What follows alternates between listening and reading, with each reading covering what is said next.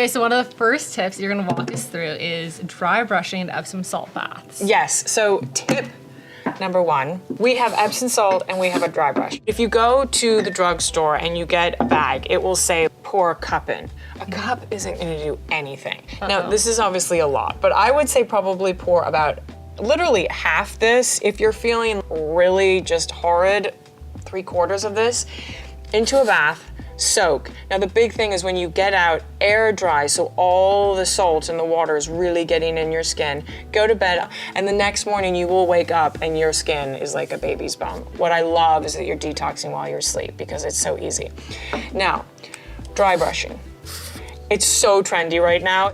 I personally don't like the handle. I like the pressure. Yeah, because there is definitely a specific, I feel like, method to all this. Because some people say like scrape it hard, others are like don't scrape it and just like go in circles around your arm. The flow for the, So I feel like there's definitely like the correct way to do it. You're draining your lymphatic system, so you always want to go up. Trying to remember to dry brush and do everything. I just feel like it gets so complicated. So for me, like, what's the easiest way that I know I'm going to remember? If this is in my shower, which I know it's gotten wet, so it's not dry, so it's not going to be quite as good, but you're still going to at least do it, and that's the great part. Is there a specific kind of brush that you would tell people to get, or does it kind of any dry brush that looks like that would work? Really, just the harder the better. As hard as you can take it, then you'll actually be getting under the skin, getting to the circulation and everything to really be making some movement in your body. And for anyone kind of who's also, I think, feeling aches or pains, I think that's also a huge benefit from Epsom salt baths. Fantastic. Yeah, so well, the it's magnesium, kind of like anyone can kind of do, I guess, either of them.